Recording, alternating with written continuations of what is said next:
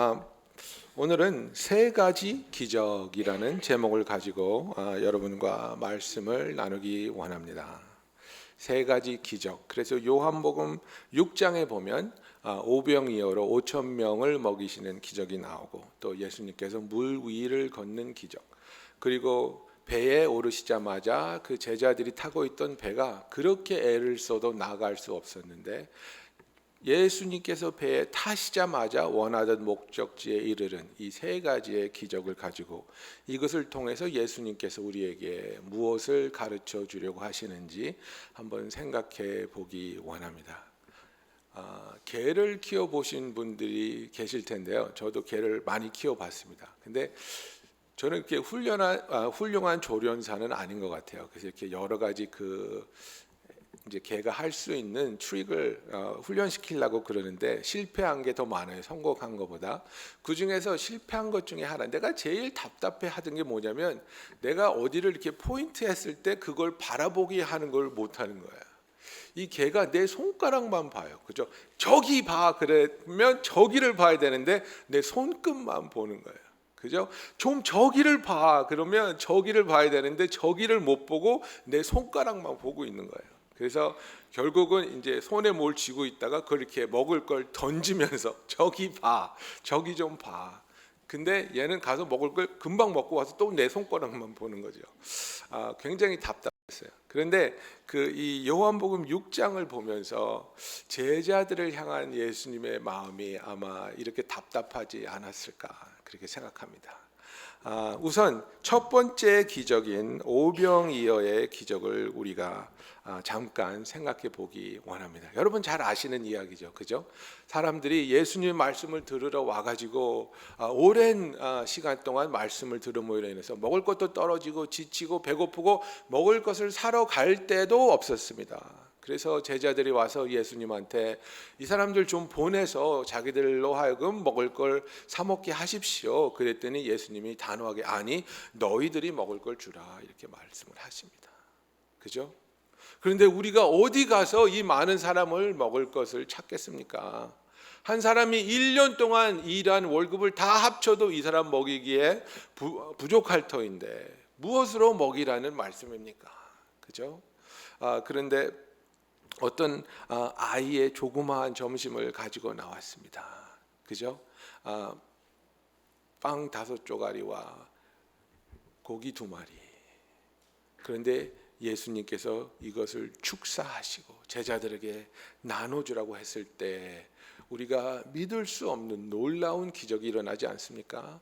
남자들만 5천 명이었던, 아마도 2만 명, 3만 명이나 되었던 그 많은 무리들이 배불리 먹고 떡을 남은 것을 광주리에 모아 담았는데 12광주리가 되었습니다.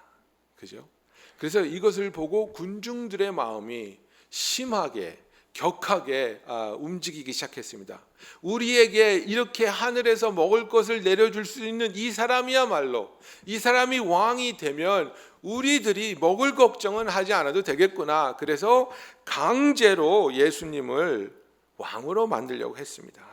그죠? 요한복음 6장 14절 15절에 그 사람들이 예수께서 행하신 이 표적을 보고 말하되 이는 참으로 세상에 오실 그 선지자니라 하더라. 그러므로 예수께서 그들이 와서 자기를 억지로 붙들어 임금으로 삼으려는 줄 아시고 다시 혼자 산으로 떠나 가시니라 그랬습니다.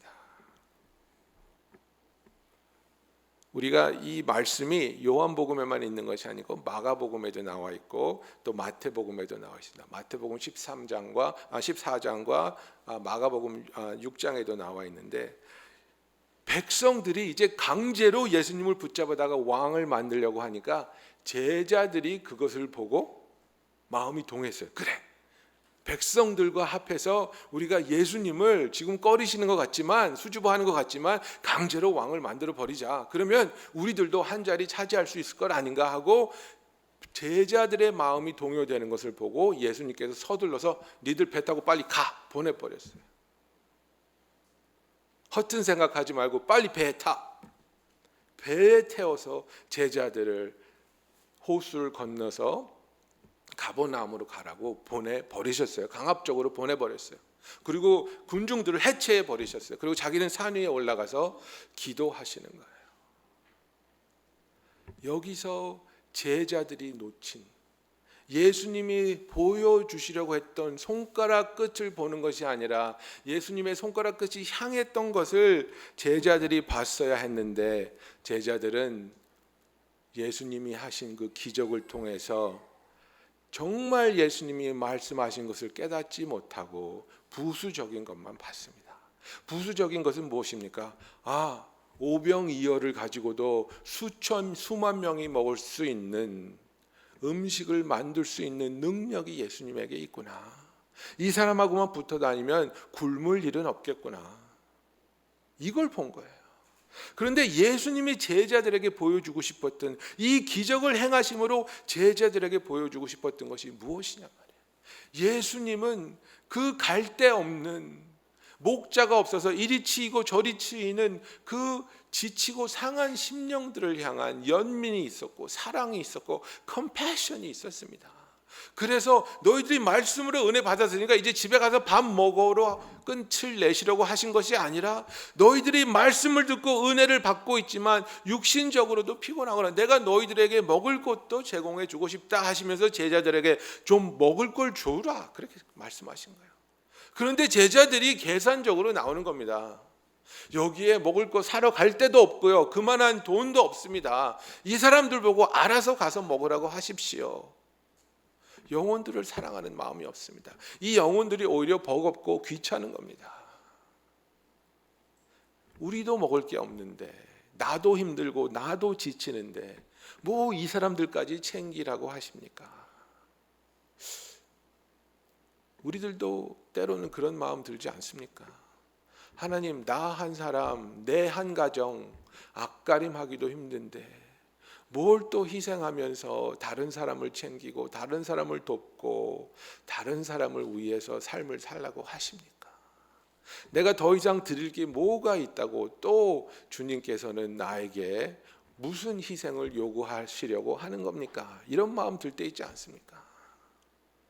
저는 그런 마음 들 때가 있거든요. 주님, 저는 이제 너무 지쳤는데요. 저는 정말 줄 게 없을 것 같은데요. 뭘 또 드려야 하나요? 이런 하나님을 향한 불만스러운 마음이 들 때에 주님께서 우리에게 보여주는 것이 바로 이 오병이어의 기적입니다. 뭡니까? 너희들이 나에게 쓰임 받기 위해서 아무리 보잘것없고 아무리 어처구니 없고 조그마한 것이라도, 주님 이것밖에 없습니다, 그러나 이것만이라도 사용하시겠다면, 나밖에 없는데 나같이 연약하고 부족한 사람이라도 하나님께서 쓰시겠다면 주여 사용하여 주시옵소서 하고 하나님 앞에 나왔을 때, 하나님께서 예수를 통해서 그 어린 아이의 점심 식사를 축복하셨을 때에 놀라운 기적이 일어나지 않았습니까? 그러면서 담아 주워 모은 남은 떡이 12광주리가 되었다 그랬습니까? 이것이 우연의 일치라고 생각하십니까? 아닙니다. 제자들에게 너도 한 광주리, 너도 한 광주리, 너도 한 광주리, 12명 한 명씩 다 12광주리 가득하게 남은 떡을 채워주시면서 너희들이 아직도 느끼지 못하고 깨닫지 못하느냐? 너희들이 가진 것이 없다 할지라도, 너희들이 연약하다 할지라도 나를 바라보고 나를 의지하고 내가 원하는 사역에 동참하려 한다면 나는 너희를 쓸 수 있고 너희가 필요한 그 이상의 것으로 채워줄 수 있다는 것을 보여주기를 원했습니다. 여러분, 우리가 가진 걸 보고 도대체 이걸 갖고 뭘 하라는 겁니까? 그죠? 어처구니 없을 때 있죠. 한심하게 느껴질 때가 있죠. 그러나 그것은 그것들이 우리의 손에 머물러 있을 때의 이야기입니다.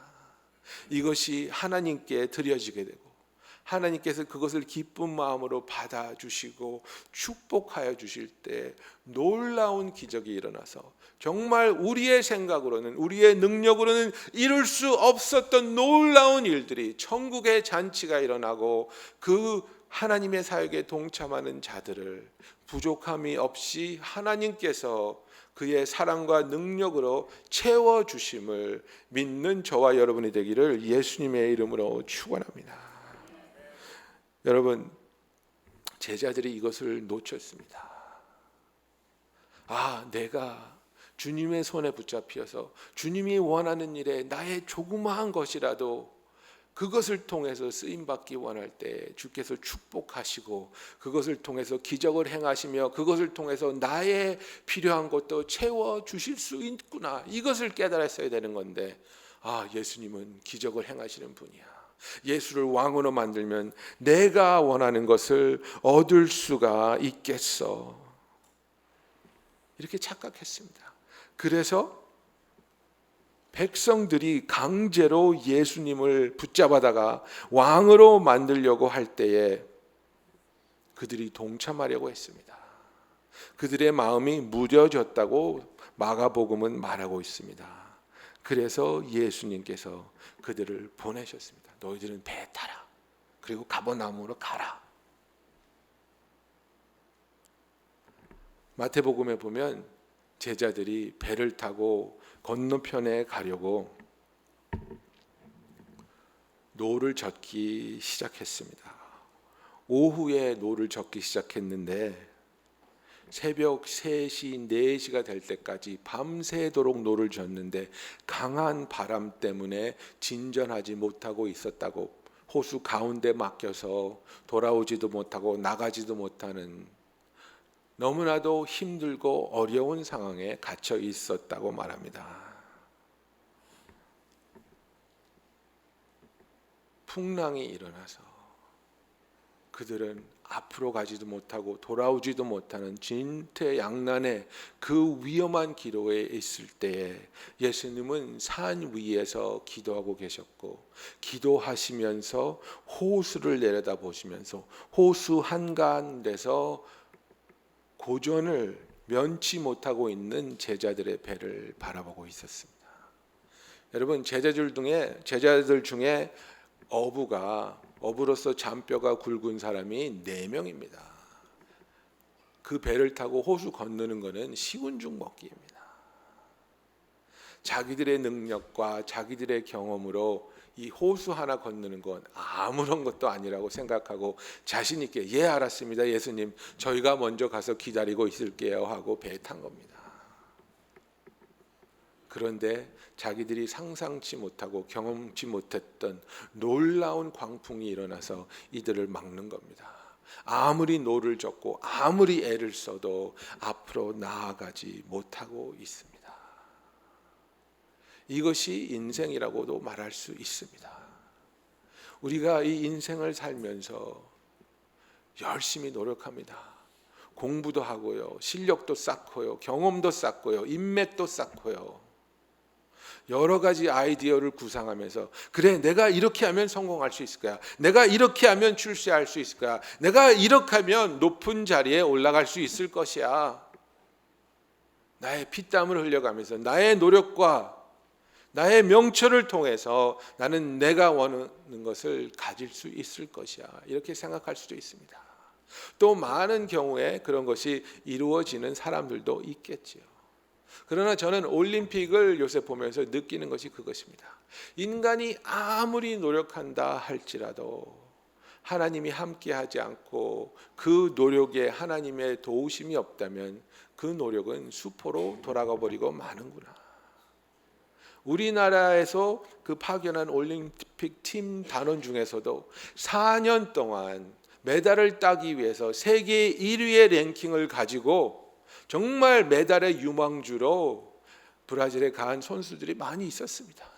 4년 동안 옆에 보지 않고 앞만 바라보면서 이를 악물고 피땀 흘리면서 노력하고 좋은 결과를 얻기 위해서 올림픽에 참여했는데, 너무나 많은 선수들이 뭡니까?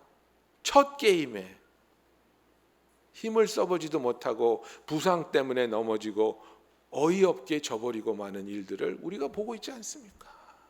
그것이 그들의 노력의 대가입니까? 아니지요. 그들의 노력의 대가였다면 그들은 더 많은 게임을 이기고 더 높은 곳으로 나아갔어야 했지요. 그렇게 열심히 노력했는데, 그렇게 애쓰고 그렇게 많은 능력이 있었는데, 그러나 인생은 우리가 생각하는 것처럼 그렇게 호락호락하지 않다는 사실입니다. 제자들이 애를 써서 자기의 최선을 다해서 예수님 없이 호수를 건너려고 했을 때 풍랑을 만나게 되고 그 풍랑 속에서 그들은 이겨낼 수 없다는 사실을 인식하기 시작했습니다.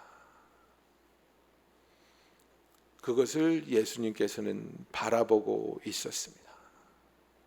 제자들을 미워해서가 아니고 제자들이 예수님이 원하시는 것, 가르치기 원하셨던 것을 깨닫게 하기 위해서 기다리셨습니다. 그래, 조금만 더 노력해봐라, 조금만 더 고생해봐라. 그러면서 처절하게 나 없이 하나님의 함께 하신가, 하나님의 축복과 하나님의 능력 없이 너희들이 한계가 무엇인지 깨달아 보라는 것입니다.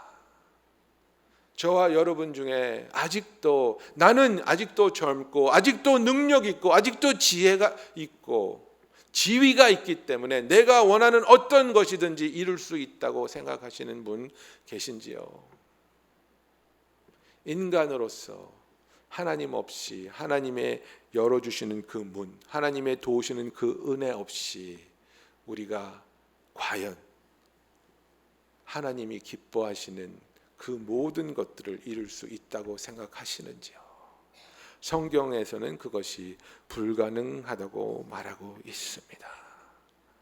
군중들의 그 선동함에 혹해서 제자들의 마음이 둔해졌고 그들과 동조해서 예수님을 강제로 왕으로 모시면 어떨까 하는 생각을 하기 시작했던 제자들을 예수님께서는 호수 가운데로 모셨습니다.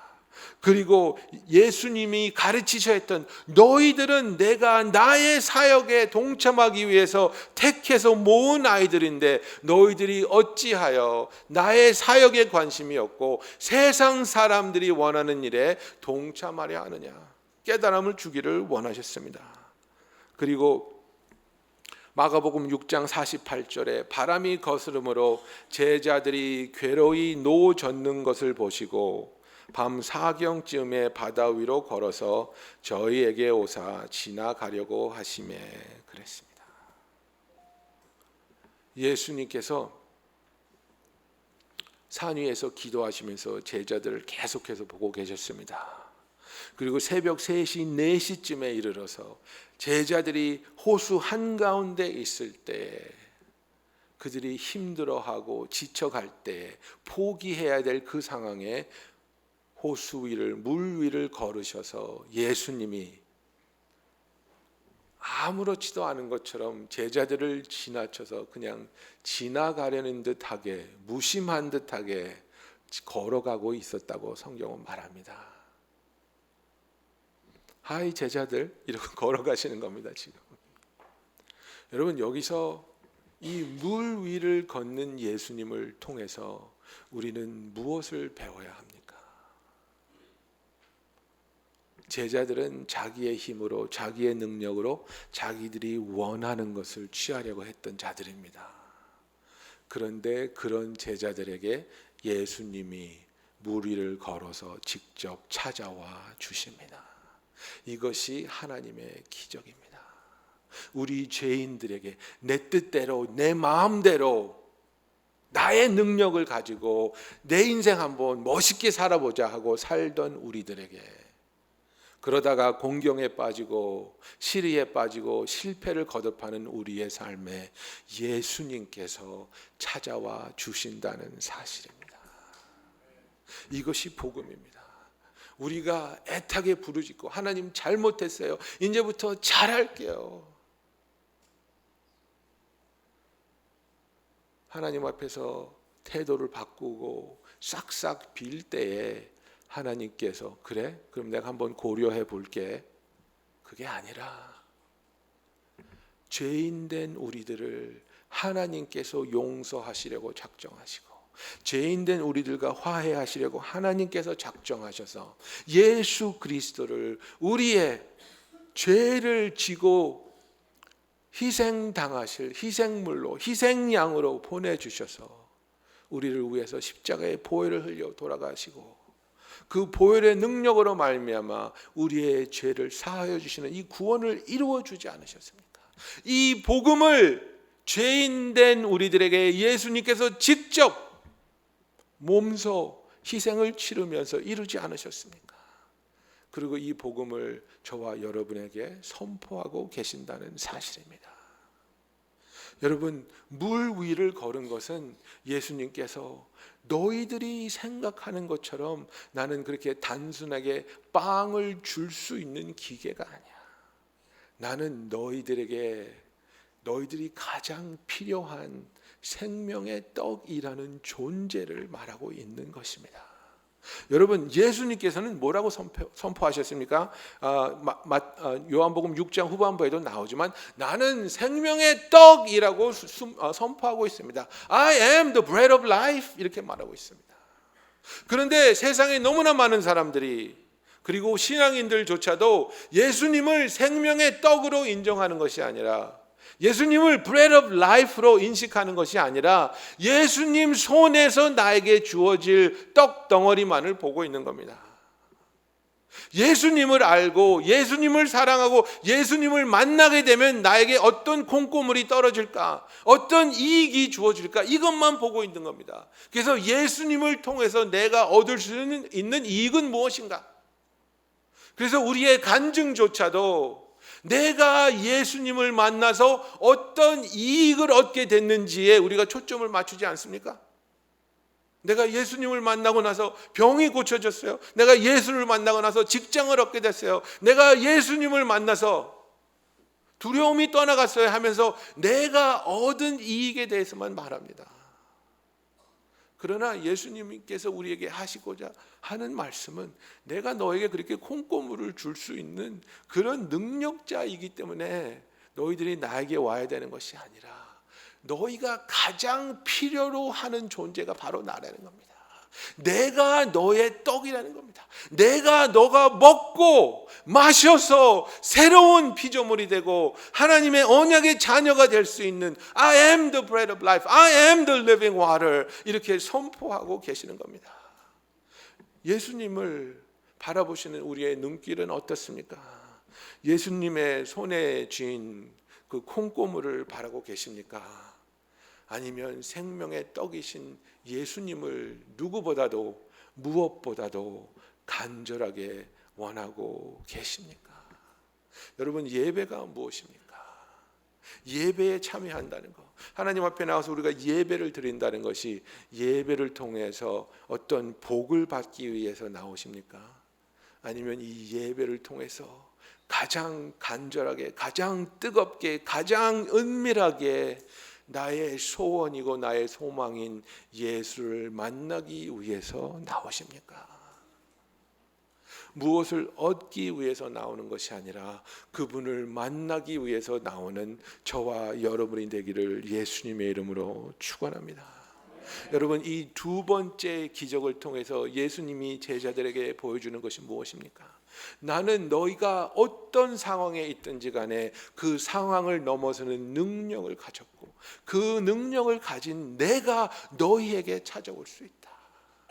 너희는 나를 원하냐, 이런 나를 원하느냐는 겁니다. 너희들이 두고 온 그 떡 광주리를 기억하면서 떡을 놓고 왔네, 그게 아니라 어떤 상황에서도 너희를 찾아올 수 있고 어떤 상황에서도 너희를 도울 수 있고 너희와 함께 할 수 있으며 어떤 상황에서도 그 상황을 잠잠케 할 수 있는 능력을 가진 나를 원하느냐, 이겁니다.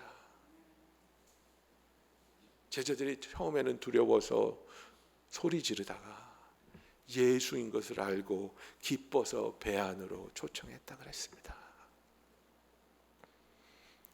여러분은 예수님을 여러분의 마음 안에 초청하셨는지요? 여러분은 예수님이 누구이신지를 깨달은 후에 기쁜 마음으로 예수님을 당신의 구세주로 모셔드렸는지요? 우리가 신앙생활에서 계속해서 난항을 겪는 이유 중에 하나가 뭐냐면 예수님을 나를 돕는 사람으로는 인정하는데 나의 삶을 주장하고 나의 삶을 이끌어가는 나의 구주로는 인정하고 있지 않기 때문입니다. 너무나 많은 사람들이 예수를 이용해서 내가 원하는 곳을 가고 내가 원하는 것을 얻으려고 애쓰고 있습니다. 그 모든 것을 내놓고 예수를 내 마음에 있는 보좌에 좌정하시도록 모셔드리고, 예수님, 이제 당신은 나의 왕입니다. 내 삶의 주인입니다. 나의 삶의 모든 것을 주님께 내어드립니다. 주님 뜻대로 인도해 가시고, 주님 뜻대로 역사하시고, 주님 뜻대로 나의 삶이 쓰임받게 하여 주시옵소서. 진정으로 예수님을 모시고 진정으로 주님을 위해서 삶을 살 수 있는 저와 여러분이 되기를 예수님의 이름으로 축원합니다. 제자들이 두렵고 얼마나 놀랬겠습니까? 그 폭풍이 몰아치는 호수 한가운데서 배가 뒤집힐 것 같은 두려움에서 희끄무레한 존재가 바다 위를 걸어가는데 얼마나 무서웠겠습니까? 근데 이게 참 한국어 성경으로는 이 번역이 안타깝습니다. 그죠? 내니, 예수님이 그러잖아요. 네, 내니 두려워 말라, 이렇게 말합니다. 그런데 우리가 이걸 이제 영어 성경으로 보면 It is I 이렇게 되어 있습니다.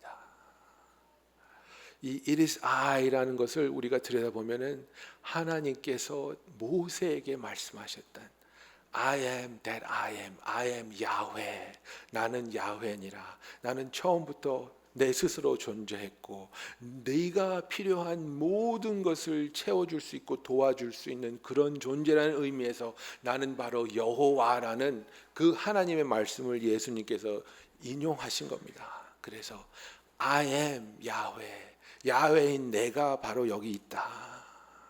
그러니까 두려워하지 말아라.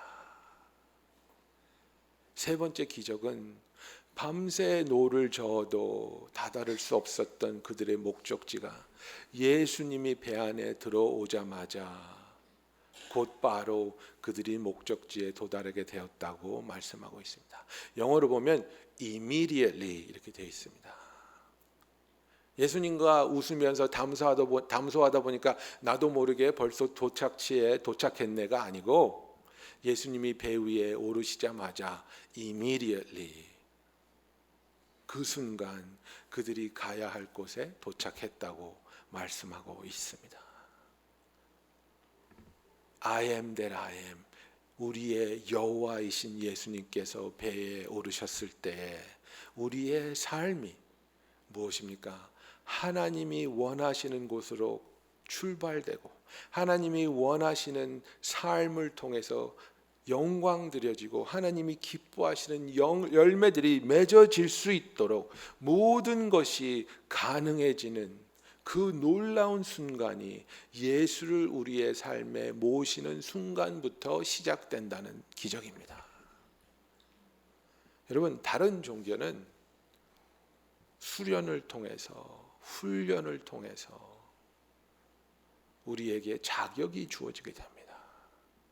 불교를 믿던 이슬람을 믿던 어떤 종교를 믿던 우리가 거기에 대해서 공부를 하고 도를 닦고 수련을 닦고 그죠? 그것을 터득하고 해탈하고 막 이래가지고 그것을 이렇게 도를 깨닫는 순간 그제서야 능력이 주어지고 그제서야 무슨 일을 이렇게 하게 되는 것인데 그게 아니고요.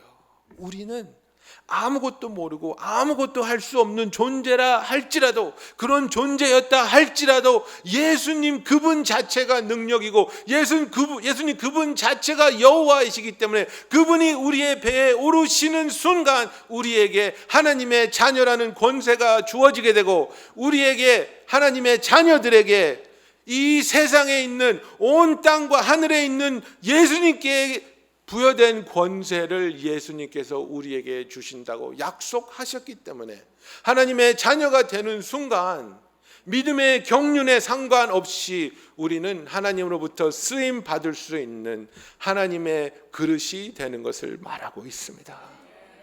여러분, 우리가 너무나 많은 순간에 나의 신앙의 연약함을 핑계로 하나님의 사역에서 발뺌합니다. 저는 아직 어린데요. 저는 아직 미숙한데요. 저는 아직 잘 모르는데요. 근데요, 여러분 그거 아십니까?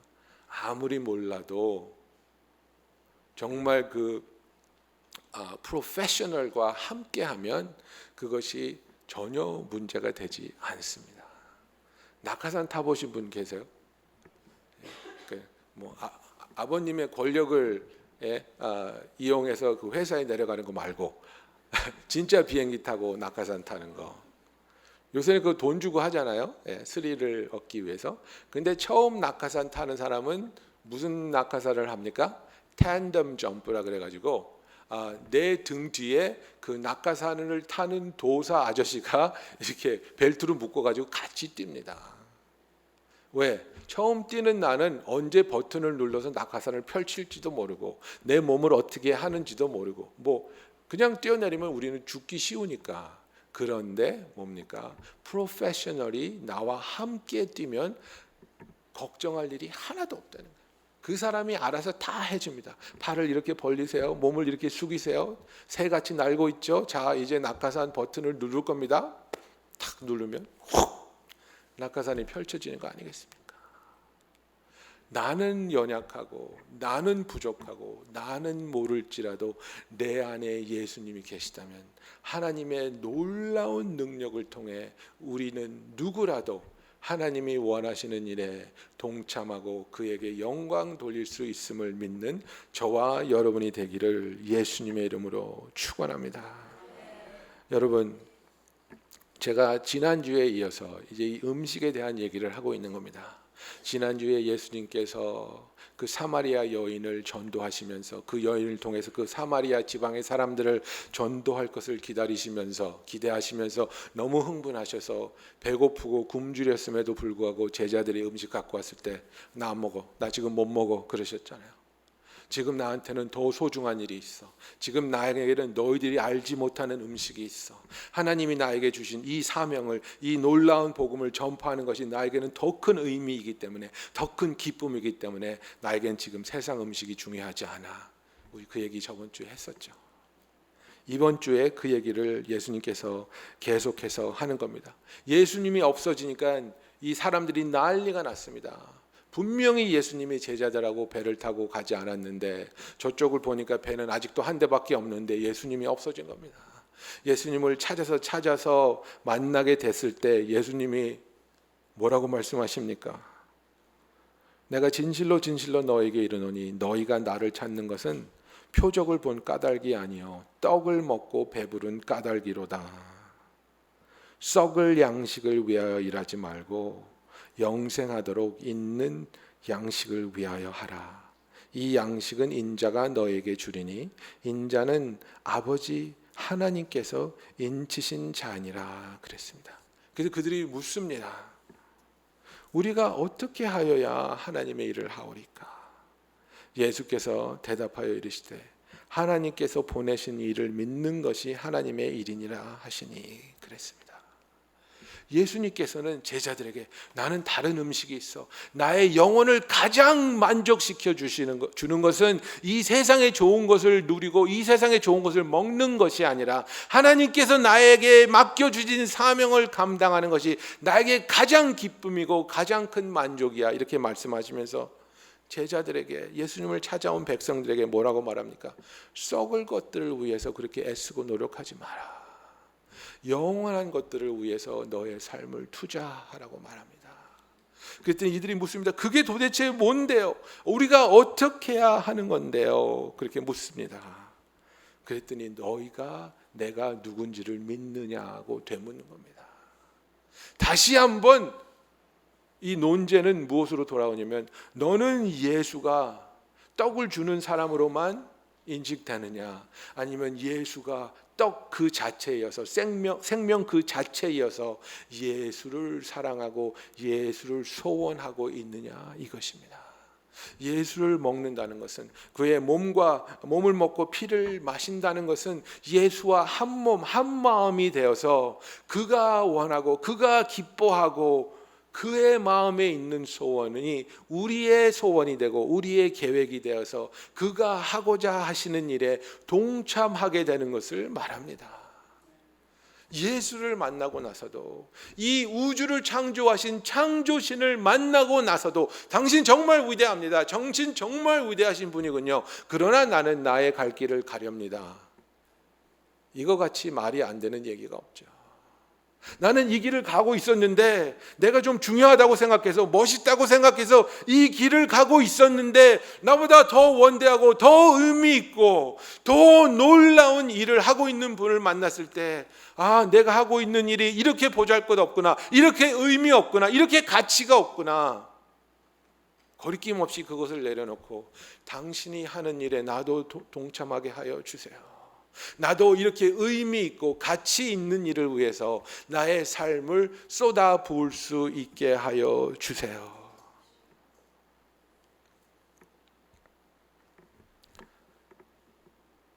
예수님께서 요한복음 6장 35절에 이렇게 말씀하십니다.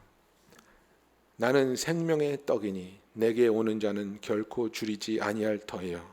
나를 믿는 자는 목마르지 아니하리라 그랬습니다. 우리의 영혼이 하나님 안에서 온전히 만족할 수 있다는 하나님의 약속입니다.